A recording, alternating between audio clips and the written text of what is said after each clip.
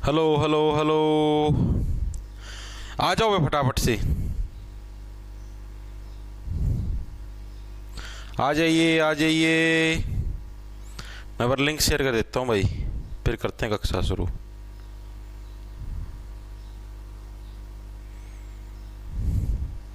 Wait करेंगे just for 20 seconds.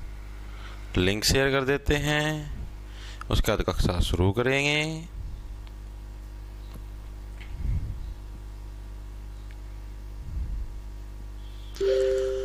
O link share कर दिया है। राम राम जी सारे ने, मैं तारा साथी मोहित पुनिया बताम सारे का जॉब्स टारगेट यूट्यूब चैनल पर तड़के तड़के मॉर्निंग के गोल्डन एच में आप सभी का एक बार फिर से स्वागत करूँ। और सुना दो क्या अंतर है, आ जाओ फटाफट से। तो देखो भाई, आप लोगों को पता भी ने साइंस की सीरीज स्टार्ट कर रखी है और आज हमारी साइंस की भाई 17वें नंबर की 17th नंबर की क्लास है भाई। ठीक है, जिसका हमारा टॉपिक रहेगा रेस्पिरेटरी सिस्टम, जो हमारी श्वसन प्रक्रिया जिसके माध्यम से हम लोग सांस ऊपर तले करते हैं भाई। ठीक है, उस प्रक्रिया के बारे में हम लोग पढ़ेंगे। आज हम इसका थोड़ा पार्ट पढ़ेंगे, यानी कि एक पार्ट हम लोग आज पढ़ेंगे और एक पार्ट हम लोग कल की क्लास के अंदर निपटाने का काम करेंगे। 2 क्लासों के अंदर भाई इसके पूरे पूरे पार्ट को, पूरे पूरे सिस्टम को खत्म करने का काम कर देंगे भाई। ठीक है, जैसे न्यूट्रिशन वाला चैप्टर था वो थोड़ा मतलब कि इतना ज्यादा बड़ा नहीं था, तो कल हमने 1.5 घंटे क्लास के अंदर समाप्त कर दिया था, लेकिन ये 2 घंटे लेगा, तो इसीलिए इसको मैंने 2 पार्टों के अंदर डिवाइड कर लिया भाई। क्या आगरा अलीगढ़ और मथुरा वाले अपने हाथ ऊपर करो। ओ हो सर प्लीज के टाइम का क्लास चेंज कर दो भाई कौन सा टाइम करूं तुम खुद बता दो भाई। हाँ डेली के टारगेट्स दे दूंगा भाई, अभी डाल दूंगा, डालने भूल गया भाई मैं, अभी डाल दूंगा, टेंशन ना लो, क्लास खत्म होते ही। ठीक है, तो देखो भाई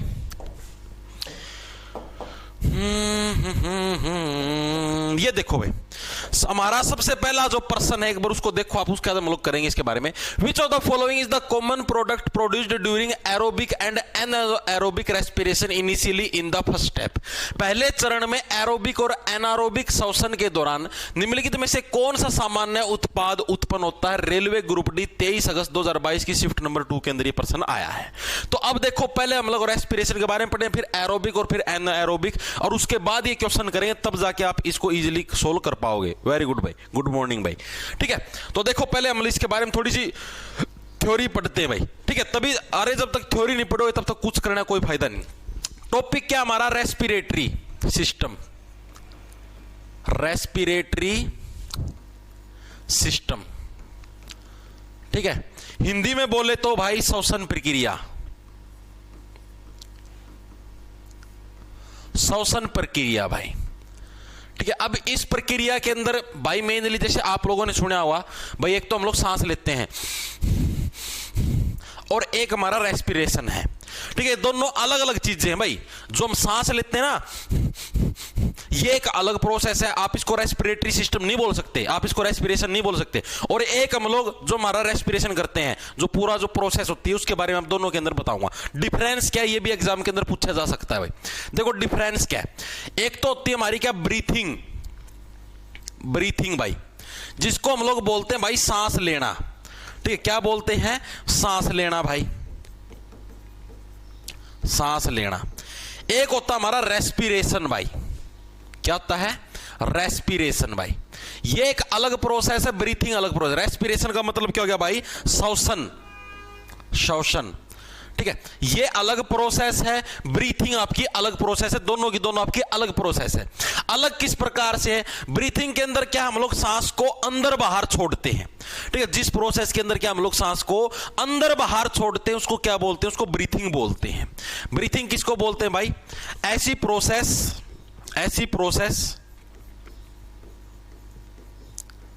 जिसमें सांस को अंदर बाहर छोड़ते हैं भाई, अंदर बाहर छोड़ते हैं भाई, उस प्रोसेस को क्या बोलते हैं, उसी प्रोसेस को हम लोग किस नाम से, ब्रीथिंग के नाम से जानते हैं। तो ब्रीथिंग का पता लगा, ब्रीथिंग क्या है। एक सेकंड रुकना भाई, बफरिंग होगी, सर शाम के टाइम ले लिया करो। नहीं भाई, दिन में खाली पड़ा रहता है चैनल, ठीक है, शाम के टाइम नहीं हो पाई भाई। शाम के टाइम मैं बस 1-2 दिन में रेलवे एनटीपीसी की जीके की सीरीज स्टार्ट करने वाला हूं, प्रैक्टिस सेट वाली, ठीक है। अरे अब नहीं होगी, एक ही बार हुई थी वो। ओके, एक सेकंड रुको।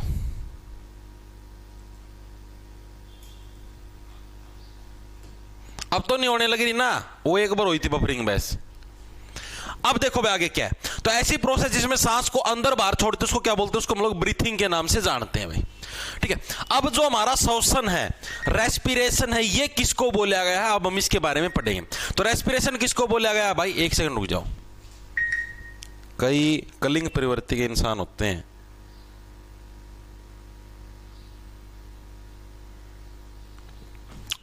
साइलेंट कर दिया, ठीक है। तो रेस्पिरेशन हम लोग जो श्वसन है, श्वसन किसको बोलेंगे भाई? श्वसन क्या होता है? जो ग्लूकोज होती है ना हमारी जो शरीर के अंदर, आपको पता, जो भी हम लोग खाना खाते हैं, कार्बोहाइड्रेट्स खाते हैं, उसकी वजह से क्या हमारी बॉडी के अंदर ग्लूकोज बनती है भाई। तो ग्लूकोज को तोड़कर जो ऊर्जा मुक्त करने की जो जैविक प्रक्रिया है, बायोलॉजिकल प्रोसेस है, उसी को हम लोग श्वसन बोलते हैं। रेस्पिरेशन के नाम से उसको जाना जाता है। तो रेस्पिरेशन किसको बोलेंगे? यानी जो हमारी ग्लूकोज है, जैसे जो भी हम लोग कार्बोहाइड्रेट्स खाते हैं, मैंने आपको स्टार्टिंग के अंदर बताया था, जो भी हम लोग कार्बोहाइड्रेट्स हमारे शरीर के अंदर खाते हैं, वो बाद में किसके अंदर चेंज होते हैं? ग्लूकोज के अंदर चेंज होते हैं। और जो ग्लूकोज होते हैं ना, ग्लूकोज को भी जो तोड़ के हमारी जो मतलब कि ऊर्जा यानी एनर्जी रिलीज कर दे, उसी प्रोसेस को क्या बोलते हैं? उसी प्रोसेस को श्वसन के नाम से जानते हैं। तो श्वसन किसको बोला गया है? ऐसी प्रोसेस जो ग्लूकोज को तोड़कर, यानी जो ग्लूकोज है भाई उससे भी तोड़ देगी, तोड़कर, ठीक है। यानी कि मैंने ऐसे सांस लिया, सांस लेने के बाद ऑक्सीजन हमारे शरीर के अंदर गई, अंदर जाने के बाद क्या है, जो ग्लूकोज जो होती है कार्बोहाइड्रेट से जो हमारे शरीर के अंदर ग्लूकोज बनती है, उसको भी तोड़कर क्या है, एनर्जी रिलीज करे, ठीक है। ग्लूकोज को तोड़कर एनर्जी रिलीज करने की प्रोसेस को रेस्पिरेशन बोलते हैं भाई। तो रेस्पिरेशन और सांस लेने के अंदर पता लगा क्या डिफरेंस है? रेस्पिरेशन तो क्या है? पूरी एक प्रक्रिया है भाई। हमारे शरीर के अंदर जैसे ऑक्सीजन गई, अंदर गई है, फेफड़ों के अंदर गई है, ग्लूकोज के साथ मिली है, फिर इसने भाई इसको एनर्जी रिलीज करी है, ठीक है। तो ये सारी प्रोसेस हुई है, इस पूरी प्रोसेस को रेस्पिरेशन बोलते हैं। और जो हम लोग ऐसे ये सांस अंदर बाहर करते हैं, इसको ब्रीथिंग बोलते हैं। तो दोनों के अंदर डिफरेंस पता लग गया। ब्रीथिंग अलग चीज है और रेस्पिरेशन क्या है? अलग चीज है, ठीक है। अब ये जो रेस्पिरेशन है, अब इसके बारे में थोड़ा सा और पढ़ेंगे भाई। अब ये रेस्पिरेशन जो हम लोग सांस लेते हैं, श्वसन जो प्रक्रिया है, ये भी हमारे 2 टाइप की होती है भाई। अभी ये जो चीज कराऊंगा ये आपकी सबसे ज्यादा मेन इंपॉर्टेंट है भाई। जो रेस्पिरेशन है, जो हमारा श्वसन है भाई, श्वसन प्रोसेस, हमारी श्वसन प्रक्रिया, ये मेनली आपकी 2 टाइप की होती है भाई। 2 टाइप की कौन कौन सी होती है भाई? ये लिख लो भाई, ये सबसे ज्यादा इंपॉर्टेंट है, ठीक है। अब यहां पर ये मैं जो चीज लिखवाऊंगा भाई सबसे ज्यादा इंपॉर्टेंट है, पहले बताने लग रहा हूं, अच्छे से नोट कर लेना भाई। क्या हो गया? पूरा गुड मॉर्निंग भाई, गुड मॉर्निंग भाई। निधि यादव पढ़ लेना भाई। वॉइस प्रॉब्लम हो रही है सर जी। भाई कोई वॉइस प्रॉब्लम नहीं, सही चलने लग रहा है। मैंने अभी देखा कोई वॉइस प्रॉब्लम नहीं है, आज तक कभी नहीं हुई वॉइस की। तो आपके फोन के अंदर दिक्कत हो सकती है, ठीक है। वेरी गुड भाई। देखो अब हमारा जो रेस्पिरेशन होता है, ये हमारा 2 टाइप का होता है भाई। एक तो होता है aerobic respiration,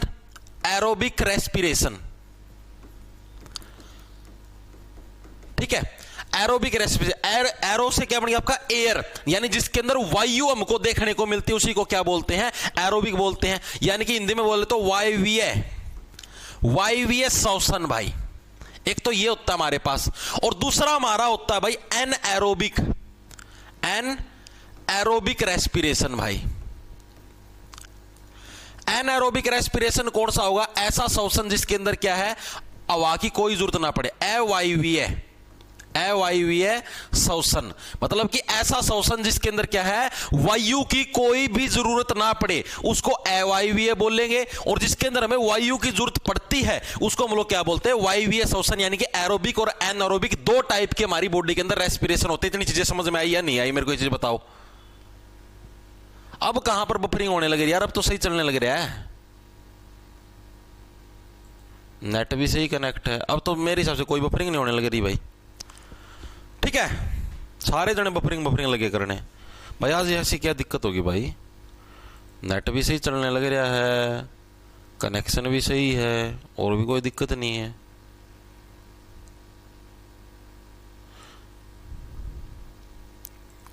hello hello hello hello यार, सारी चीजें परफेक्ट तो हैं गुरुजी। वॉइस इश्यू, वॉइस आने नहीं लग रही क्या मेरी? हैं, एक सेकंड रुक जाओ, मैं चेक कर लेता हूं भाई, 1 मिनट रुक जाओ।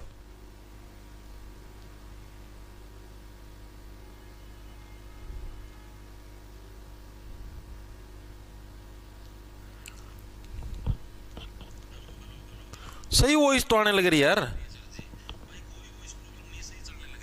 देखो सही तो आने लग रही यार आवाज,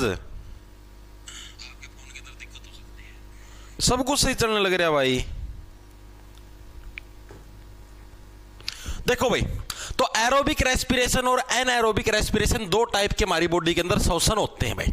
ठीक है, एरोबिक किसको बोला गया है, देखो नाम से पता लगने लगा, एरोबिक का मतलब जिसके अंदर आपको एयर देखने को मिलेगी, यानी कि ऐसी श्वसन प्रक्रिया जिसके अंदर क्या है, हमको मतलब कि ऑक्सीजन की जरूरत पड़ती है। रेस्पिरेशन दैट रिक्वायर्स ऑक्सीजन, यानी ऐसी श्वसन प्रक्रिया रेस्पिरेशन जिसमें ऑक्सीजन की जरूरत पड़ती है, ऑक्सीजन की जरूरत पड़ती है, ऐसे रेस्पिरेशन को हम लोग क्या बोलते हैं, ऐसे रेस्पिरेशन को हम लोग एरोबिक रेस्पिरेशन के नाम से जानते हैं। एरोबिक रेस्पिरेशन वायवीय श्वसन के नाम से किसको जानेंगे, ऐसा रेस्पिरेशन, ऐसा श्वसन जिसके अंदर क्या हमको ऑक्सीजन की जरूरत पड़े उसको क्या बोलेंगे, जिसके अंदर हमको एयर की यानी कि ऑक्सीजन की जरूरत पड़े उसको हम लोग एरोबिक रेस्पिरेशन के नाम से जानते हैं भाई। ठीक है, दूसरा हमारा है एनारोबिक। एनारोबिक किसको बोलेंगे, ऐसा रेस्पिरेशन, ऐसा रेस्पिरेशन भाई जिसके अंदर, ऐसा रेस्पिरेशन जिसमें ऑक्सीजन की जरूरत ना पड़े, ऑक्सीजन की जरूरत ना पड़े भाई, उसको क्या बोलते हैं, उसको बोलते हैं भाई अवायवीय श्वसन, यानी कि एनाएरोबिक रेस्पिरेशन। यानी कि ऐसा श्वसन जिसके अंदर हमें ऑक्सीजन की कोई जरूरत ना पड़े उसको भाई अवायवीय रेस्पिरेशन बोलते हैं भाई। फैक्ट फॉर फन, तेरे फोन में ही दिक्कत है भाई, किसी के भी इसमें दिक्कत नहीं आने, सबका सही चलने लग रहा है। हम पता लग गया, मैंने एक दो का इनका खुद का फोन में दिक्कत है। ठीक है, अब इसके अंदर मैं आपको एक रिएक्शन लिखवाऊंगा जो कि एग्जामिनर बार मल्टीपल टाइम पूछता है। पहली बात तो एक बार ये प्रश्न करो भाई ना, चलो वो प्रश्न तो बाद में करना पड़ेगा, पहले ये रिएक्शन लिखवाऊंगा उसके बाद ही वो प्रश्न होगा। अब आपको इतना पता लग गया एरोबिक और एनाएरोबिक रेस्पिरेशन किसको बोलते हैं, यानी कि वायवीय श्वसन और अवायवीय श्वसन, इसके बारे में आपको पता लग गया। अब जो हमारा जो वायवीय श्वसन है भाई, इसके अंदर एक रिएक्शन होती है और रिएक्शन लिखनी जरूरी है। क्या रिएक्शन होती है, C6H12O6। ये किसका फॉर्मूला मैंने आपको कल भी लिखवाया था, C6H12O6 किसका फॉर्मूला, एक बार सारे साथी कमेंट करके बताएंगे। कल भी लिखवाया था, किसका फॉर्मूला है, ग्लूकोज का फॉर्मूला है। कल लिखवाया था C6H12O6 किसका फॉर्मूला है, ग्लूकोज का फॉर्मूला है। इतनी चीजें आई समझ में।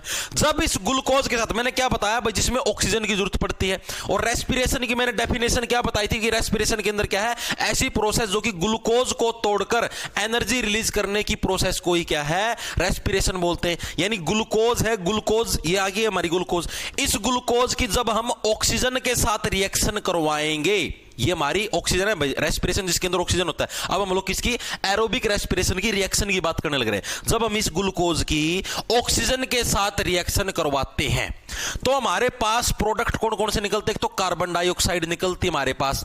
ठीक है, जैसे आपने पता ग्लूकोज के साथ जब ऑक्सीजन घुलाई तो हम लोग जैसे सांस लिया, ऑक्सीजन गई हमारे पास, ग्लूकोज के साथ मिक्सअप हुई, तो उसके बाद क्या ऑक्सीजन जब सांस छोड़ते तो कार्बन डाइऑक्साइड हमने छोड़ दी है, ठीक है। साथ में हम कुछ मात्रा के अंदर पानी भी रिलीज करते हैं भाई, जिसको H2O के फॉर्मूले के नाम से जानते हैं भाई, ठीक है। और तीसरे नंबर पर हम इसके अंदर क्या चीज ऐड करते हैं, हम कुछ एनर्जी, कुछ क्या है हम लोग एनर्जी भी रिलीज करते हैं, और इसी प्रोसेस को रेस्पिरेशन बोलते हैं। तो एनर्जी यही तो यहां पर रिलीज करी थी, ये था वैसी प्रोसेस जो ग्लूकोज को तोड़कर एनर्जी रिलीज करने की प्रोसेस को क्या रेस्पिरेशन बोलते हैं।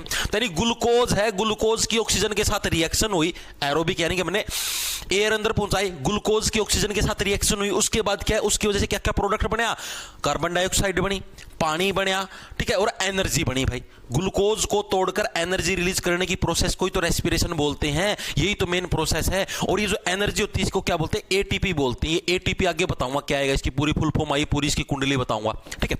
अब क्या होता है, अब इस रिएक्शन को हमको बैलेंस करना होता है। अगर आपने 10वीं क्लास के अंदर साइंस पढ़ी हुई तो उसके अंदर आपको याद भी होगा, हम लोग रिएक्शन बैलेंस करते थे, ठीक है। अब इसको बैलेंस कैसे करें, देखो इधर कार्बन के कितने आपके एटम हैं, आपको दिखाई देना कितने मॉलिक्यूल हैं, 6 मॉलिक्यूल हैं लेफ्ट साइड में। ये लेफ्ट साइड हमारी लेफ्ट हैंड साइड, ये हमारी राइट हैंड साइड है। इसके अंदर दोनों के अंदर जो ये अपने मॉलिक्यूल है ये सेम होने चाहिए। इधर कार्बन के कितने एटम है भाई, 6 एटम है। इधर कार्बन के कितने एटम है, सिर्फ एक ही एटम है। तो यहां पर भी हमें कितने करने पड़ेंगे, 6 करने पड़े। यानी कि इधर भी कार्बन के 6 हैं, इधर भी कार्बन के 6 हैं, बात बनेगी।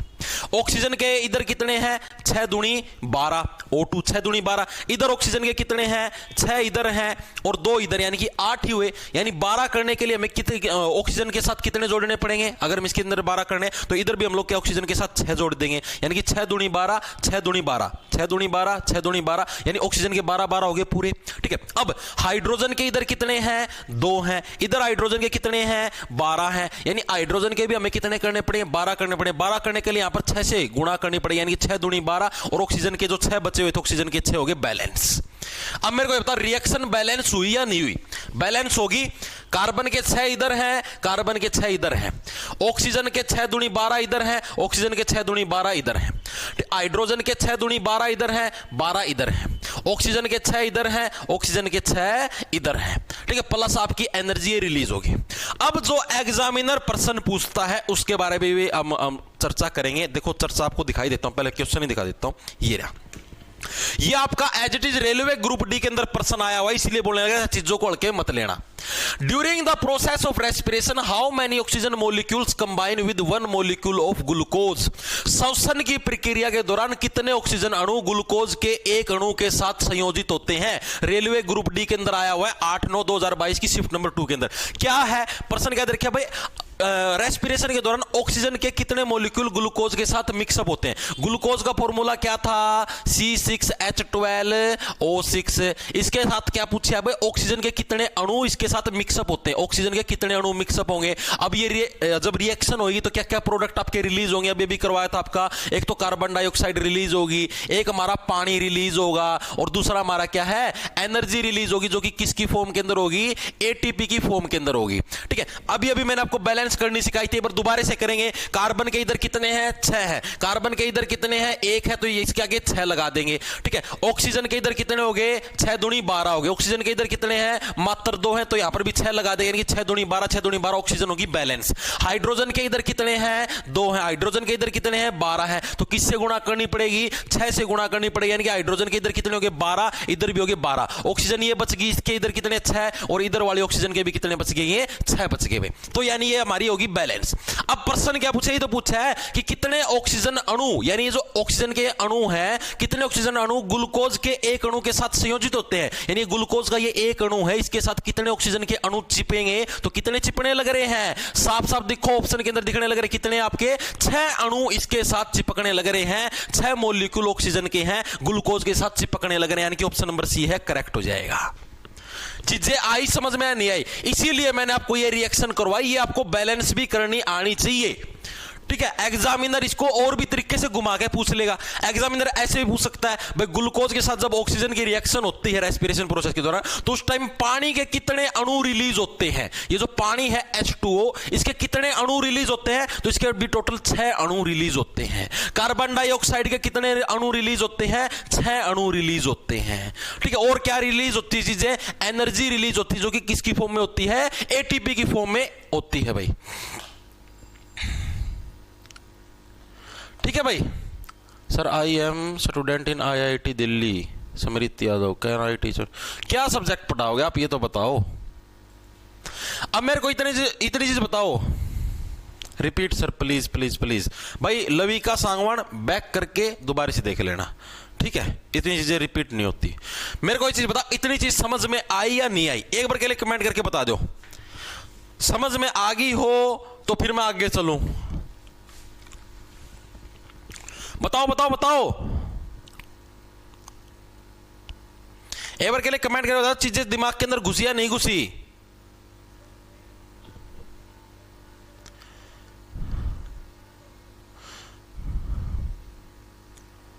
बताओ बताओ। समृत यादव मैथ का तो जी मेरे पास ऑलरेडी अवेलेबल है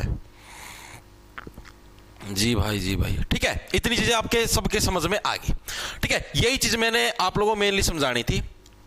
अब देखो, अब हमने इसके बारे में तो हमने पढ़ लिया, किस बारे में, एरोबिक रेस्पिरेशन। एरोबिक रेस्पिरेशन में क्या चीज पढ़ ली हमने, ग्लूकोज है ये हमारी C6H12O6 क्या है, ग्लूकोज है। ग्लूकोज की जब ऑक्सीजन के साथ रिएक्शन होगी तो ये चीजें हमारी निकलेंगी। अब हम लोगों को पढ़ना है एनएरोबिक जो रेस्पिरेशन है उसके अंदर क्या क्या चीजें होती हैं। सेम चीजें होती है। देखो भाई, एनारोबिक रेस्पिरेशन के अंदर क्या भाई, ऑक्सीजन नहीं होती। एरोबिक रेस्पिरेशन के अंदर क्या, ऑक्सीजन की जरूरत थी। तो नहीं, यहां पर क्या होता है, यहां पर हमारी डायरेक्ट सिर्फ ग्लूकोज होती है, ग्लूकोज C6H12O6। ओनली हमारे पास क्या होती है, ग्लूकोज होती है। यहां पर ऑक्सीजन का कोई काम नहीं होता। ग्लूकोज से ही हम लोगों को डायरेक्ट प्रोडक्ट निकालने होते हैं, इनको बोलते प्रोडक्ट। ये सारे क्या हो गए हमारे प्रोडक्ट, ठीक है। राइट हैंड साइड में यहां पर तो ऑक्सीजन थी, लेकिन यहां पर कोई ऑक्सीजन नाम की चीज नहीं होती। यहां पर हमको क्या, डायरेक्ट प्रोडक्ट निकालने पड़ते हैं भाई। यहां पर प्रोडक्ट के रूप में क्या क्या चीजें निकलती है, एक तो निकलती है आपकी एनर्जी, जो हमारी एरोबिक के अंदर भी लिखी थी एटीपी की फॉर्म के अंदर। ये आगे बताऊंगा एटीपी क्या चीज है, टेंशन ना लो, ठीक है। इस जो हमारा एरोबिक रेस्पिरेशन था वायवीय, उसके अंदर भी निकली थी एनर्जी। और एनर्जी हमारी जो एनएरोबिक होगा, अवायवीय होगा, उसके अंदर भी हमारी एनर्जी निकलती है, ठीक है। ये चीज तो दोनों के अंदर हमारी कॉमन है। दूसरी चीज जो हमारी कॉमन है वो क्या है, कार्बन डाइऑक्साइड। कार्बन डाइऑक्साइड तो हर एक के अंदर निकलेगी निकलेगी। प्लस हमारी कौन सी होगी, कार्बन डाइऑक्साइड, ये भी हमारी निकलनी ही निकलनी है। इतनी चीजें दिमाग के अंदर घुसी या नहीं घुसी। अब जो तीसरी जो मेन इंपॉर्टेंट चीज है वो आप लोगों को याद रखनी है, वो क्या है, वो है हमारी एल्कोहल, एल्कोहल या लैक्टिक एसिड,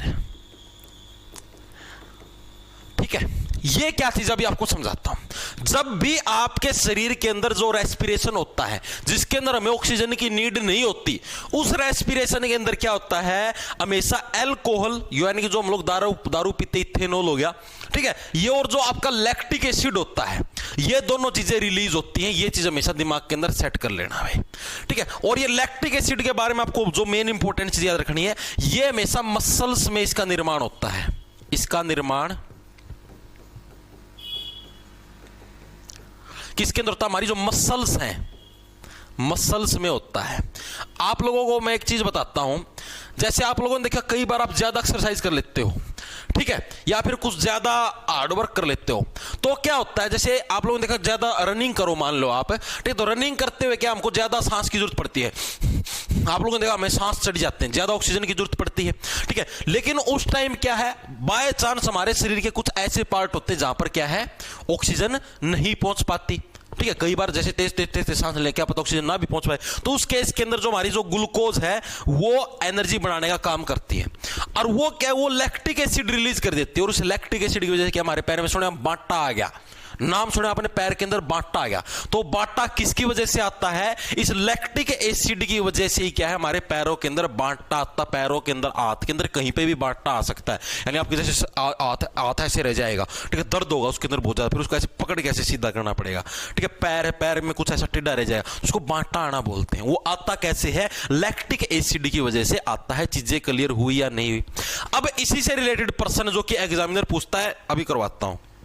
ये देखो, एज इट इज आपका प्रीवियस ईयर के अंदर आया हुआ है, formed in muscles by anaerobic respiration of glucose. Glucose के अवायवीय श्वसन द्वारा मांसपेशियों में निर्मित। रेलवे ग्रुप डी 28/9/2022 की शिफ्ट नंबर 2 के अंदर आया है कि जो हमारा अवायवीय श्वसन होता है, ठीक है, एनएरोबिक रेस्पिरेशन होता है, उसके अंदर ग्लूकोज के द्वारा क्या चीज बनाई जाती है, बताओ भाई। सिट्रिक एसिड बनाया जाता है, गलत है। पायरुविक एसिड बनता है, गलत है। एसेटिक एसिड है, गलत है। एक ही एसिड बनता, कौन सा हमारा लैक्टिक एसिड बनता, जो कि क्या नाम भी लिख रखा फॉर्मड इन मसल्स, जो कि हमारी मसल्स के अंदर बनता है। ये चीज याद रखना, क्या लिख रखा एनारोबिक रेस्पिरेशन के दौरान जो हमारी मसल्स के अंदर बनता है वो कौन सा हमारा लैक्टिक एसिड है। चीजें दिमाग के अंदर घुसी या नहीं घुसी? अब बताओ, चीजें दिमाग के अंदर घुसी या नहीं घुसी? घुस गई। वेरी गुड भाई, D D D D D सबका बिल्कुल सही भाई, वेरी गुड वेरी गुड भाई। कमेंट करके आंसर तो बता दिया करो, हैं बुत बनी बैठे रहोगे, इन उंगलियां चला के आंसर भी बताना हुआ है। वेरी गुड भाई। देखो, अब आपको एक और चीज मुझे आप लोगों को बतानी थी। जब भी कोई भी रिएक्शन होती है, जैसे अपने ग्लूकोज वाले हम लोग पढ़ने लग रहे हैं, इस ग्लूकोज के अंदर क्या होता है, जैसे जो एनसीईआरटी के अंदर हमको दे रखा है ग्लूकोज। अब मैंने आप लोगों को तो डायरेक्ट बता दिया, जैसे C6H12O6, यहां तक देखो मैंने आप लोगों को डायरेक्ट बता दिया। ये किधर गया, ये रही भाई, मैंने डायरेक्ट रिएक्शन करवा दी आपकी ग्लूकोज की O2 के साथ करवा दी और ये निकाल दिए प्रोडक्ट, ठीक है। लेकिन वास्तव में जो रिएक्शन होती है, ओरिजिनली जो रिएक्शन होती है वो कैसे होती है, एक बार उसको और देखो भाई, क्योंकि ये चीज भी एग्जाम के अंदर पूछता है एग्जामिनर। जो ग्लूकोज होता है, ग्लूकोज सबसे पहले किसके अंदर चेंज होता है? सबसे पहले ये चेंज होता है पाइरूवेट के अंदर। पाइरूवेट के अंदर क्या है, ग्लूकोज सबसे पहले चेंज होता है, ठीक है। सबसे पहले किसके अंदर? पाइरूवेट के अंदर चेंज होता है। पाइरूवेट क्या चीज है, इसके बारे में मैं अभी पढ़ने की जरूरत नहीं, सिर्फ इतना याद रखो, इसके अंदर 3 आपके क्या है, कार्बन के मॉलिक्यूल होते हैं। अभी याद रखने की जरूरत नहीं है, इसके अंदर क्या होते हैं, क्या आया है। मास्टर ध्यान जी की क्लास कद शुरू करोगे? रवीश चहल करेंगे भाई, समाई रखो थोड़ा सा, ठीक है। पाइरूवेट के अंदर क्या होते हैं, 3 कार्बन मॉलिक्यूल होते हैं भाई, 3 कार्बन मॉलिक्यूल्स होते हैं। एक बार के लिए सिर्फ इतनी चीज याद रखो पाइरूवेट के बारे में, कंप्लीट चीजें भी बताऊंगा आगे, अभी जरूरत नहीं है, ठीक है। जब हम केमिस्ट्री पढ़ेंगे उसके अंदर आएगा पाइरूवेट, उसके अंदर करवाऊंगा, ठीक है। अभी करवाने की जरूरत नहीं, क्योंकि आपके समझ से बाहर हो जाए, क्योंकि उसके लिए पूरी बहुत ज्यादा बैक में पूरी प्रोसेस करवानी पड़ेगी, तब जाके आपके पाइरूवेट समझ में आएगा क्या चीज है, कैसे बना है। सिर्फ इतना याद रखना, 3 कार्बन के मॉलिक्यूल होते हैं। फिर ये जो पाइरूवेट होता है ना, फिर इसको ये आगे जाके टूटता है। फिर जैसे आपके मान लो आगे 3 टाइप के रेस्पिरेशन हो गए, मान लो आपका एरोबिक रेस्पिरेशन है। एरोबिक रेस्पिरेशन के अंदर किसके अंदर टूट जाता है, ये हमारा कार्बन डाइऑक्साइड के अंदर टूट गया, प्लस पानी के अंदर टूट गया, प्लस हमारी एटीपी जो एनर्जी उसके अंदर टूट गया। 6 ये हो गए, 6 ये हो गए, ठीक है। फिर हमारा जैसे सेकंड नंबर पर हो गया एनारोबिक रेस्पिरेशन। एनारोबिक रेस्पिरेशन के अंदर किसके अंदर टूट जाएगा, ये अल्कोहल और आपका या फिर लैक्टिक एसिड के अंदर टूट जाए, लैक्टिक एसिड, ठीक है। प्लस हमारा किसके अंदर कार्बन डाइऑक्साइड तो निकाल लेगा ही निकाल लेगा, बिना कार्बन डाइऑक्साइड निकाले तो जाएगा कहां पर बेचारा, ठीक है। और प्लस इसके अलावा और किसके अंदर एनर्जी रिलीज करेगा, ठीक है। तो इस टाइप से होता है। ये हमारा किसके अंदर हो गया, ये हमारी स्टेज होगी एनारोबिक रेस्पिरेशन। एनारोबिक रेस्पिरेशन, तो ये होती है भाई मेनली पूरी प्रोसेस। पूरी प्रोसेस कैसे होती है, सबसे पहले ग्लूकोज किसके अंदर, पाइरूवेट के अंदर टूटता है, और पाइरूवेट से एरोबिक रेस्पिरेशन है तो ये, और आपका एनारोबिक रेस्पिरेशन है तो ये। मैंने आपको बता दिया था डायरेक्ट, ठीक है। अब इससे रिलेटेड जो आपका एमसीक्यू आया हुआ है प्रीवियस ईयर के अंदर, उसको करेंगे भाई। ये देखो भाई, Which of the following is the common product produced during aerobic and anaerobic respiration initially in the first step? ये चीज याद रखना भाई, पहले चरण में एरोबिक और एनारोबिक श्वसन के दौरान निम्नलिखित में से कौन सा सामान्य उत्पाद उत्पन्न होता है। एज इट इज किसके अंदर, रेलवे ग्रुप डी 23 अगस्त 2022 की शिफ्ट नंबर 2 के अंदर आया है। जो भी आपका एरोबिक रेस्पिरेशन है या एनारोबिक रेस्पिरेशन है, उसके अंदर जो पहला चरण होता है, यानी जो फर्स्ट स्टेप है, फर्स्ट स्टेप के अंदर एक कॉमन प्रोडक्ट है, वो कौन सा रिलीज होता है, ये प्रश्न आपसे पूछा है। पाइरूवेट, इथेनॉल, लैक्टिक एसिड या वाटर, बताओ कौन सा होता है। आया आंसर, क्या हो गया? नहीं भाई, मैं नारनोल भाई एक बार किस लिए आया था, मैं एक बार आया हुआ हूं भाई, एक के बार आया हूं। नारनोल पता नहीं महेंद्रगढ़ कौन सी जगह आया था मैं, एक बार, एक ही बार आया हूं भाई। क्या हो गया? 3 बजे वाली class sir, in this class. अच्छा 3 बजे वाली क्लास, 3 बजे वाली क्लास तो गजब की थी भाई। कल देखा ना कितने धुम्मे उठे थे, 2500 बच्चे लाइव चालन थे भाई, सिस्टम फाड़ रहा क्या था। आ जाओ सबका बिल्कुल सही आंसर है पायरुवेट में। ऑप्शन नंबर ए आपका करेक्ट है पायरुवेट। चीजें समझ में आई पायरुवेट कहां से आया।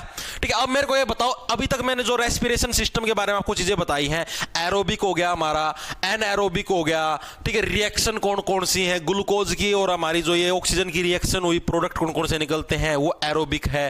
ठीक है, एनएरोबिक के अंदर कौन कौन से प्रोडक्ट निकलते हैं, आपने अभी इन सारी चीजों के बारे में पढ़ा। ठीक है, अब आपको थोड़ी सी चीजें और भी पढ़ाऊंगा मैं, उससे पहले अभी आप और देखो।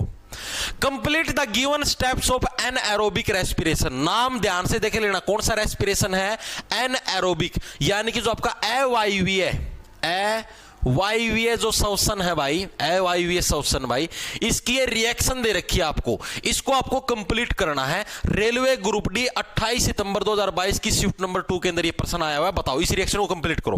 कंप्लीट रिएक्शन क्या, ग्लूकोज है, कार्बन डाइऑक्साइड प्लस एनर्जी के अंदर रिलीज हुई। तीसरा प्रोडक्ट क्या बनना था, वो प्रोडक्ट बता दो आप कौन सा बनना था, बताओ भाई। आपके पास देखो, आपको करता हूं क्या है, ग्लूकोज किस किस चीज के अंदर आपकी रिलीज करती हुई दिखाई रखी है, कार्बन डाइऑक्साइड दे रखा है प्लस आपको एनर्जी दे रखा है।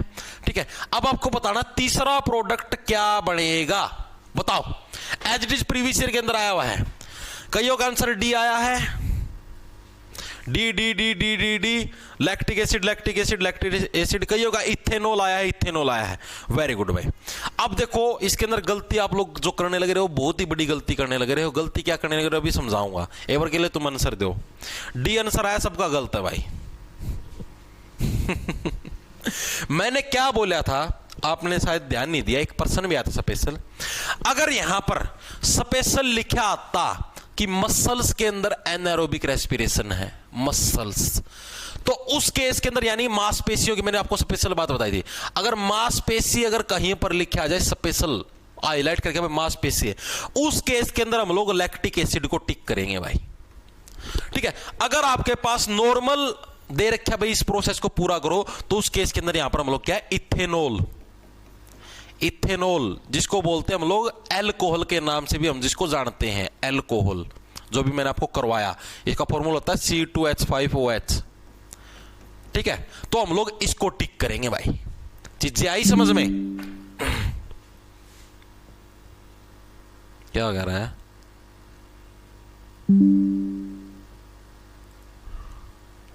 चीजें आई भाई समझ में। बफरिंग, हाँ बफरिंग हुई भाई, अब की बार तो मैंने देखी है भाई।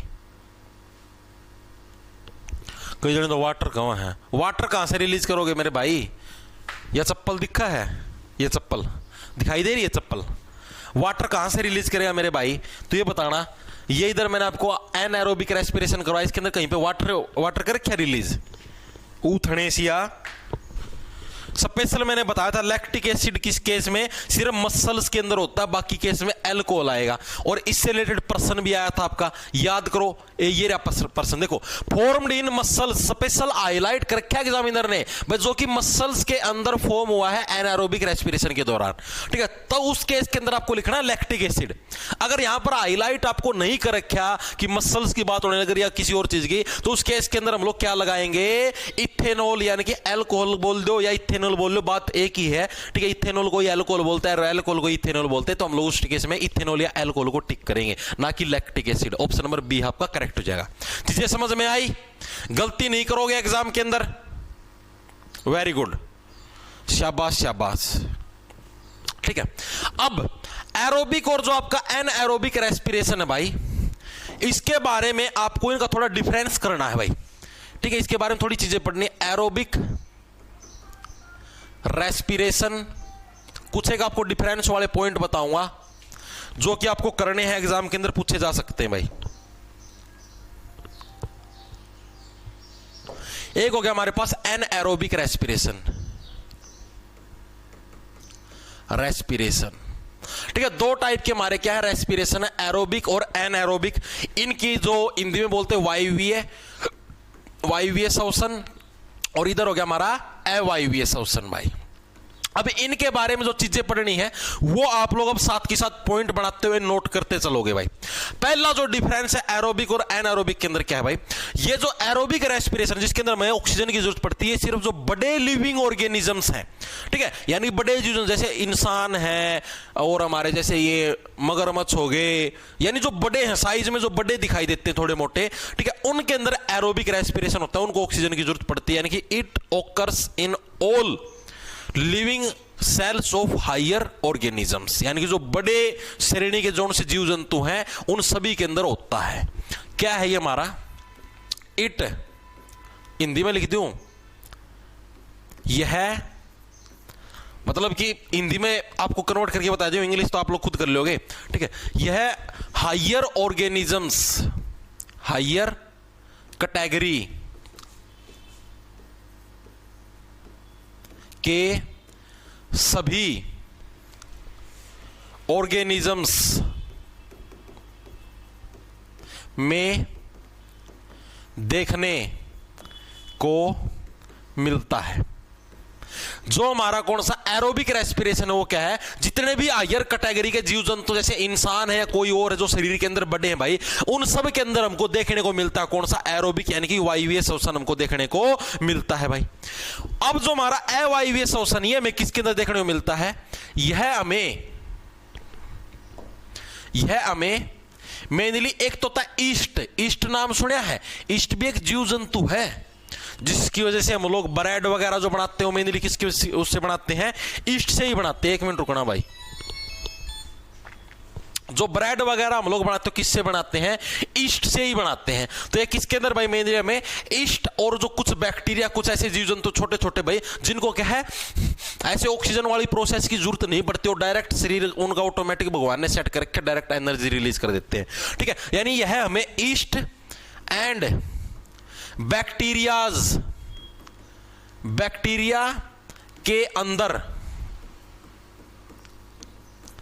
देखने को मिलती है भाई, देखने को मिलती है। तो पता लगा थोड़ा एक पॉइंट का डिफरेंस पता लगा।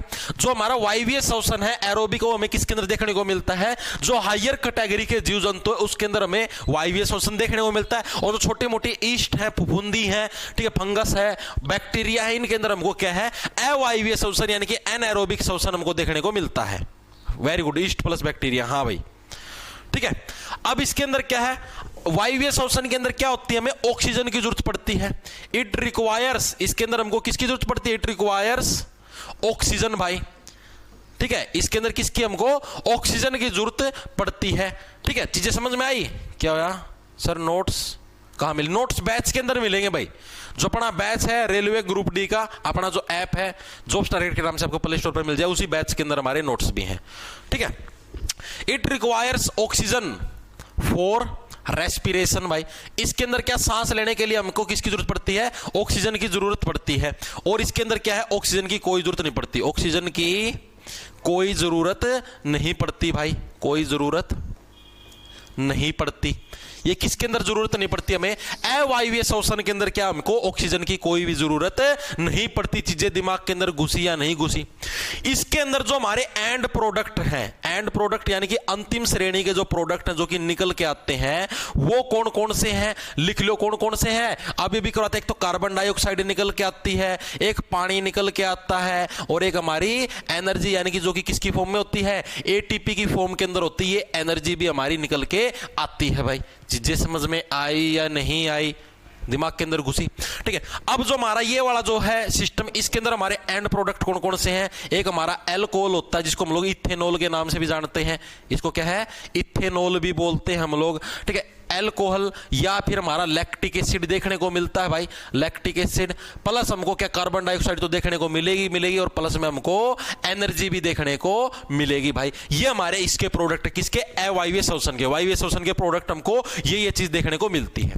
अब इसके अंदर जो हमारी एनर्जी रिलीज होती है, कितनी रिलीज होती है, 36 एटीपी की एनर्जी रिलीज होती है। चीज इंपॉर्टेंट है, याद रखना, एग्जामिनर पूछता है, ठीक है। वायवीय श्वसन के अंदर कितने एटीपी की एनर्जी रिलीज होती है, 36 एटीपी की एनर्जी रिलीज होती है हमारी किसके अंदर, एरोबिक रेस्पिरेशन यानी वायवीय श्वसन के अंदर।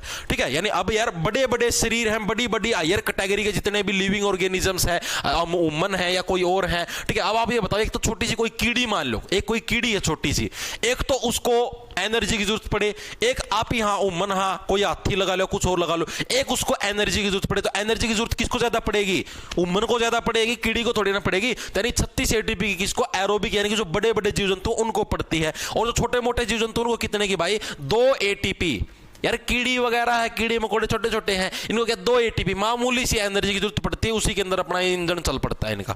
ठीक है, ये किसके अंदर होता है भाई मेनली, ये मेनली भाई इधर जगह लिख दूं क्या, इन साइटोप्लाज्म, एक साइटोप्लाज्म नाम की जगह होती है भाई, साइटोप्लाज्म एंड माइटोकॉन्ड्रिया, ये किसके अंदर होता है, साइटोप्लाज्म और माइटोकॉन्ड्रिया के अंदर होता है। माइटोकॉन्ड्रिया क्या चीज है, माइटोकॉन्ड्रिया हमारी बॉडी का पावर हाउस है, यानी जो भी एनर्जी हम लोग बनती है, जैसे इस प्रोसेस से जो भी एनर्जी बनेगी वो किसके अंदर स्टोर होती है, वो इस माइटोकॉन्ड्रिया के अंदर स्टोर होती है भाई। ठीक है, फिर ये माइटोकॉन्ड्रिया उस एनर्जी को पूरी बॉडी होती है, जैसे मान लिया भाई मैंने प्रोटीन खाए, प्रोटीन से मान लो मेरी मसल्स के अंदर एनर्जी आएगी, तो एनर्जी माइटोकॉन्ड्रिया के अंदर स्टोर होगी। मान लो मेरी लड़ाई मच गई किसी के साथ, ठीक है, फिर जो मैं ऐसे गुस्से मारूंगा ना, तो वो जो एनर्जी रिलीज कौन करेगा, माइटोकॉन्ड्रिया मेरे को एनर्जी रिलीज करके देगा।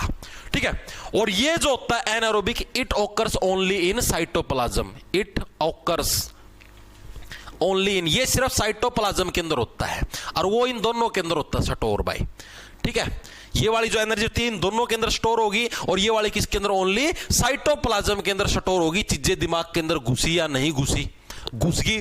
तो एरोबिक और एनारोबिक के अंदर डिफरेंस पता लग गया। पर्सन एग्जामिनर ऐसे पूछेगा, एरोबिक रेस्पिरेशन से जो एनर्जी बनती है किसके अंदर स्टोर होती है, साइटोप्लाज्म और माइटोकॉन्ड्रिया दोनों के अंदर। कितनी एनर्जी रिलीज होती है, 36 एटीपी की एनर्जी रिलीज करेगा। एनारोबिक के अंदर भाई जो एनर्जी कितनी होती है, 2 एटीपी की, किसके अंदर स्टोर होती है, ओनली साइटोप्लाज्म, इसके अंदर माइटोकॉन्ड्रिया की कोई भी नीड नहीं होती। चीजें दिमाग में घुस गई। ठीक है, क्या हुआ,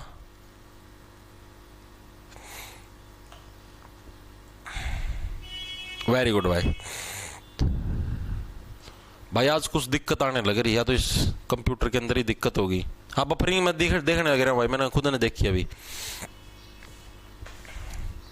ठीक है, इसको भाई कुछ दिक्कत मिलेगी मेरे को जहां तक लगता है इसके अंदर। ठीक है, ठीक कर देंगे, अगली क्लास में दिक्कत नहीं आनी चाहिए। अभी पता लग गया, ठीक है।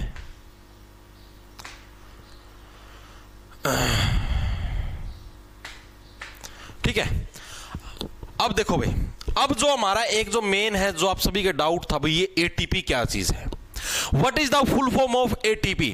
रेलवे ग्रुप डी के एग्जाम के अंदर प्रश्न आपका आया हुआ है 27/9/2022 की शिफ्ट नंबर 2 के अंदर इस पर्सन ने दर्शन दिया भाई एटीपी की फुल फॉर्म ही क्या है। तो इसकी फुल फॉर्म क्या, एडिनोसाइन ट्राइफॉस्फेट। इसको हिंदी के अंदर भी यही बोलते हैं भाई। ठीक है, हिंदी इसकी कुछ अलग नहीं है, हिंदी के अंदर भी इसको क्या है, एडिनोसाइन ट्राइफॉस्फेट के नाम से ही जाना जाता है। इंग्लिश के अंदर भी इसको क्या बोलते हैं, एडिनोसाइन ट्राइफॉस्फेट। हिंदी के अंदर भी आपको याद रखना पड़ेगा, एडिनोसाइन, ए से बन गया एडिनोसाइन, ट्राई, टी से बन गया ट्राई, और पी से बन गया फॉस्फेट, एडिनोसाइन ट्राइफॉस्फेट भाई। ठीक है, ये होती है एटीपी की फुल फॉर्म, यही एग्जाम के अंदर पूछी जाती है। ये होती है एडिनोसाइन ट्राइफॉस्फेट, ये एक एनर्जी की फॉर्म होती है भाई। ये क्या है, एक एनर्जी की आपकी फॉर्म होती है भाई, फॉर्म। ठीक है भाई, इस फॉर्म के अंदर हमको एनर्जी देखने को मिलेगी भाई। ठीक है, तो ये एटीपी जैसे आपने नहीं देखा भाई, एनर्जी हमें बिजली के रूप में भी देखने को मिलती है, घर में लाइट आती है हमारे। ठीक है, और किसी फॉर्म के अंदर हम लड़ाई करते तो मुक्के के रूप में हमारे शरीर की एनर्जी देखने को मिलती है। हम रनिंग करते हैं, उसके अंदर क्या हमारी एनर्जी देखने को मिलती है। चीजें समझ में आई या नहीं। अब इस एटीपी के कुछ यूज हैं जो कि एग्जामिनर पूछता है। इस एटीपी क्या क्या काम के अंदर ये यूज आती है। एटीपी जो हमारी एडिनोसाइन ट्राइफॉस्फेट है, ये एक एनर्जी की फॉर्म है। ठीक है, क्या चीज है, एक एनर्जी की फॉर्म है। इसके यूज क्या क्या है, किस किस चीज के अंदर हमारी यूज होती है। पहली चीज तो जो हमारी बॉडी है, जो हमारी शरीर है, शरीर के अंदर आपको पता हमारा शरीर छोटी छोटी सेलों से बना होता है। जैसे हमारा घर है छोटी छोटी ईंटों से बना होता है, तो उसी टाइप से वो जो ईंट है, उन ईंट को ही हमारी बॉडी के अंदर सेल बोल लिया गया है। तो छोटी छोटी सेलों से बना होता है। तो वो जो हमारी ईंट है, जो सेल है, उनको क्या है, एनर्जी प्रोवाइड करवाने के लिए किसकी जरूरत पड़ती है, एटीपी की जरूरत पड़ती है। यानी कि सेल है, एटीपी को किस लिए यूज करते हैं, एंडोथर्मिक प्रोसेस, यानी कोई भी काम कराना तो उसके लिए एनर्जी प्रोवाइड करने के लिए क्या सेल एटीपी का यूज करते हैं। Cell use ATP for endothermic process. अब आप लोगों को कईयों को यही नहीं पता लगा एंडोथर्मिक प्रोसेस होती क्या है ना, एंडोथर्मिक प्रोसेस। आपको समझाता हूं। अब देखो दो टाइप की प्रोसेस होती है, वैसे मेनली केमिस्ट्री का टॉपिक है लेकिन फिर भी यहीं पर करवा देता हूं। एक तो होती है एक्सोथर्मिक, एक होती है एंडोथर्मिक भाई, ठीक है। एक्सो का मतलब क्या हो गया, एक्सो का मतलब क्या हो गया, एग्जिट करो भाई इस चीज को बाहर निकालो, यानी कि जो हम लोग हीट है या एनर्जी उसको बाहर निकालते हैं जिस प्रोसेस के अंदर, उसको बोलते हैं एक्सोथर्मिक। एक्सो का मतलब ये नहीं सुना, एग्जिट करो भाई, इसको एक्सो करो, यानी जिस प्रोसेस के अंदर हम लोग क्या हीट वगैरह को क्या बाहर निकालते हैं, रिलीज करते हैं, तो उसको क्या बोलते हैं, उसको एक्सो बोलते हैं, भाई हमने एग्जिट कर दी वो हीट, ठीक है। एंडो किसको बोलेंगे, एंडो का मतलब इसका अपोजिट हो जाएगा, यानी जिसके अंदर हम लोग क्या है हीट का यूज करते हैं, हीट या एनर्जी का यूज करते हैं भाई, एनर्जी का यूज करते हैं, उसको क्या बोलते हैं, उसको बोलते हैं भाई एंडोथर्मिक। डिफरेंस पता लगा। एक्सो का मतलब एग्जिट कर दी हमने हीट, यानी हीट जिस प्रोसेस से हम लोग बाहर निकालते हैं। एंडो का मतलब जिसके अंदर हम लोग हीट का यूज करेंगे, भाई हमने मान लो खाना पकाने के लिए हीट का यूज करना, तो उसको एंडोथर्मिक प्रोसेस बोलेंगे, ठीक है। तो यानी कि सेल है एटीपी का किस लिए यूज करता है, क्योंकि एटीपी एनर्जी है, एनर्जी से कोई चीज मान लो उत्पन्न करनी है, तो सेल किस लिए यूज करते हैं, हमारी जो बॉडी के अंदर सेल हो किस लिए यूज करती है, एंडोथर्मिक प्रोसेस, यानी ऐसी प्रोसेस जिसके अंदर हमें एनर्जी की या हीट की जरूरत है। जैसे मान लो पानी उबालने के लिए हमको किसकी जरूरत है, गैस की जरूरत होती है, तो उसी टाइप से हमारी बॉडी है, सेल है, इसको कोई भी काम करने के लिए कोई भी एंडोथर्मिक प्रोसेस यानी जिसके अंदर हमें गैस की जरूरत पड़ती है, उसके रूप में किसको, एटीपी को यूज करती है हमारी सेल। चीजें दिमाग के अंदर घुसी। गुरु ये सिलेबस कितनी क्लास में खत्म हो जाएगा भाई। लॉरेंस बिश्नोई भी हमारे साथ भाई साइंस पढ़ने लगे रहे, ये भी ग्रुप डी की तैयारी करने लगे रहे भाई, पता नहीं क्यों। तो देखो भाई मेनली आपको बताता हूं, ये जो आपकी बायोलॉजी है, बायोलॉजी 25 से 26 क्लासों के अंदर खत्म होगी भाई, ठीक है। अभी 17 क्लास हुई हैं, आप ये समझो करीबन 8 से 9 क्लास और लगेंगी भाई, तब आपकी बायोलॉजी खत्म होगी। उसके बाद फिर हम केमिस्ट्री शुरू करेंगे, केमिस्ट्री की भी करीबन ये समझो 25 से 30 क्लास लगेंगी। फिर हमारी फिजिक्स शुरू होगी, उसका भी सेम यही सिस्टम है। मोटा मोटा आप ये समझो भी मार्च चलने लग रहा है, और आज मार्च की तारीख होगी है 18, तो यानी कि करीबन 19, 20, 21, 22 4 दिन तो इस वीक के बचे हुए हैं। उसके बाद आपके 6 दिन अगले वीक के हैं, तो मोटा मोटा इस महीने के अंदर तो आपकी बायोलॉजी पूरी होगी। अप्रैल में केमिस्ट्री, मई में फिजिक्स, तो यानी ये समझो 20-25 मई तक भाई सिलेबस पूरा करवा दूंगा साइंस का।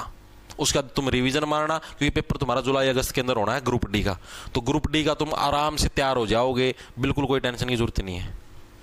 क्या हो गया, मसाज नहीं मैसेज, क्या हो गया फिर मसाज। इंस्टाग्राम पर आपकी फेक आईडी से पैसे लूट रहे हैं। कौन लूटता भाई, मेरी फेक आईडी था पैसे, बताओ मेरे को। मेरी भाई ओरिजिनल आईडी वही है जिसके ऊपर ब्लू टिक लगा हुआ है, उसके अलावा जो भी आईडी अपनी मेरे से उनका कोई संबंध नहीं है। कोई अगर पैसे लूटे तो बेसिक पुलिस में केस कर दो भाई, ठीक है। अपनी जो मेन आईडी है वो वही है जिसके ऊपर ब्लू टिक लगा हुआ है, उसके अलावा सारी अपनी फेक है भाई, ठीक है। इतनी चीज समझ में आई भाई, एटीपी का यूज किसके अंदर है भाई, ठीक है। दिमाग के अंदर चीजें घुसने लग रही हैं, वेरी गुड भाई। ऑल करियर क्या गया, 38 एटीपी हो शायद, चेक करना सर जी। 38 एटीपी किसके अंदर, इस पिछले के अंदर क्या 38 या 36 भाई, चेक कर लेता हूँ, ब्राउजर के ऊपर चेक कर लूँगा, क्रोम ब्राउजर के ऊपर, तुम्हारा फेवरेट ब्राउजर है, ठीक है। चेक कर लेंगे, कोई दिक्कत नहीं, चेक करके ठीक भी कर देंगे, ठीक है। अब एक जो एटीपी होता है भाई, एक ये जो एटीपी होता है भाई, ये मेनली कितनी किलो जूल की एनर्जी रिलीज करता है, ये भी एग्जामिनर पूछ चुका है भाई। एक एटीपी कितना हमारा 30.5 किलो जूल की एनर्जी रिलीज करता है, 30.5 किलो जूल पर मोल, यानी कि एक मोल एटीपी के अंदर कितनी 30.5 किलो जूल। एनर्जी को जूल के अंदर ही तो नापते हैं, यानी 30.5 किलो जूल की एनर्जी रिलीज करता है एक एटीपी भाई, ठीक है। यानी एटीपी का जो एक मोल है, पर मोल का मतलब क्या है भाई, एक मोलिक्यूल है जो एटीपी का, वो कितनी एनर्जी रिलीज करता है 30.5 किलो जूल की एनर्जी रिलीज करता है एक मोल एटीपी का भाई। बहुत ज्यादा अमाउंट है ये एनर्जी का, ठीक है। किलो जूल, एक तो जूल होते हैं 5 जूल एनर्जी रिलीज करी, 6 जूल एनर्जी रिलीज करी, यहां पर भाई किलो जूल के अंदर करने लग रहा है, ठीक है। एक जूल नहीं, किलो जूल के अंदर एनर्जी रिलीज करने लग रहा है। चीजें समझ में आई, तो ये हमारी एटीपी की कुंडली थी थोड़ी सी, जो कि आपको याद रखनी है, ठीक है। आज के लिए हम लोग इतना ही करेंगे भाई। मोटा मोटा रेस्पिरेटरी जो सिस्टम है आपको इसका थोड़ा बेसिक समझ में आया होगा, ठीक है। कौन सा हमारा एरोबिक रेस्पिरेशन है, कौन सा एनारोबिक है, आपको रिएक्शन भी समझ में आई होंगी, ठीक है। अब जो बच गया पार्ट हमारा, जैसे हमारे शरीर के जो ऑर्गन्स हैं जो कि रेस्पिरेशन के अंदर हेल्प करते हैं। नाक है, ऑक्सीजन को एब्जॉर्ब करने में या फिर जो भी हमारा सांस है उसको एब्जॉर्ब करने में सहायता करती है। अंदर जाता है यहाँ से ट्रेचिया के माध्यम से, फेफड़ों के अंदर जाता है। फेफड़ों का क्या काम है तो उसके बारे में हम लोग क्या है कल पढ़ेंगे भाई, ठीक है। कल ये टॉपिक आपका कंप्लीट हो जाएगा। कल हमारा जो ये रेस्पिरेटरी सिस्टम ये कंप्लीट हो जाएगा। आज हमने इसका एक पार्ट कर लिया है। देखो भाई, चाहता तो मैं आज करवा देता सारा, लेकिन ये क्लास फिर 2 घंटे ही बन जाती है आराम से। 1 घंटा 40-50 मिनट के अंदर जाकर खत्म होती है, फिर उसका कोई फायदा नहीं, क्योंकि ना तो तुम्हारे समझ में आती, सारी चीजें तुम्हारे साफ हो जाती, ठीक है। चीजें उतनी पढ़ो जितनी दिमाग के अंदर घुस सके, क्योंकि अभी हमारे पास टाइम है। जुलाई अगस्त के अंदर आपका पेपर होगा, जुलाई लगा के चलो आप लोग, ठीक है। तो जुलाई तक तो भाई आराम से, मैं कहना लग रहा मई में ही सिलेबस पूरा हो जाएगा। उसके बाद जून में तो तुम अपनी रिविजन करते रहना, ठीक है। तुम्हारी प्रैक्टिस सेट करवा दूंगा, चीजें आई समझ में, तो तब तक अपने आराम से सिलेबस करें, कोई टेंशन की बात नहीं है, ठीक है। अप्रैल के अंदर अपनी केमिस्ट्री पूरी कर देंगे और अपना उसके अंदर क्या है फिजिक्स पूरी कर देंगे मई के अंदर, ठीक है। अब मेरे को एक चीज बताओ, जितनी चीजें करवाई समझ में आई या नहीं? ये क्लास अभी प्राइवेट हो जाएगी। अगर किसी को देखनी है इसी क्लास के अगर हैंड रिटन नोट्स चाहिए, ठीक है, या फिर आपको प्रॉपर मॉक टेस्ट लगाने हैं, ठीक है, या फिर आपको इसी क्लास की पीडीएफ भी चाहिए और आपको कंप्लीट अगर बैच भी चाहिए है, रेलवे ग्रुप डी एनटीपीसी की तैयारी करने लगे रहे हो, तो अपना ऐप है भाई जॉब्स टारगेट के ऊपर आपको प्ले स्टोर पर मिल जाएगा। 1 साल की वैलिडिटी रहेगी बैच की, ठीक है। आप वहां से डाउनलोड करके बैच परचेज कर सकते हो। उसी के अंदर आपको ये वीडियो देखने को मिलेगा। अभी ये यूट्यूब से हटा दी जाएगी भाई। कल फिर मिलेंगे सुबह 9:15 बजे के इस शुभ समय के ऊपर, ठीक है। 50 मिनट की क्लास हुई है, लगभग 1 घंटे की क्लास हुई है। मेरे हिसाब से हर एक साथी की सारी चीजें समझ में आ गई होंगी। सर आज आपने कोई मजाक नहीं किया? अरे भाई तो मजा आज कुछ आया ही नहीं है भाई, कुछ फनी कंटेंट। मजाक यार, मैं क्या ऐसे रोज रोज मतलब धक्का कैसे बनाऊं भाई? रिकॉर्ड क्लास है क्या सर? ये वाली रिकॉर्ड मिलेगी। अभी 11:15 बजे मैथ की लाइव क्लास होती है, ठीक है। दिल्ली पुलिस कांस्टेबल का बैच लो या हमारा रेलवे ग्रुप डी का लो, अभी 11:15 बजे आपकी मैथ की लाइव क्लास होगी, ठीक है। रेसो वाला चैप्टर चलने लग रहा है, 2 क्लास उसकी हो चुकी हैं, आज तीसरी क्लास अभी 11:15 बजे, ठीक है। वो बैच के अंदर चलेगी। ये वाली क्लास है, ये अभी रिकॉर्डेड फॉर्म के अंदर बैच के अंदर ही डलेगी, ठीक है भाई। ओके,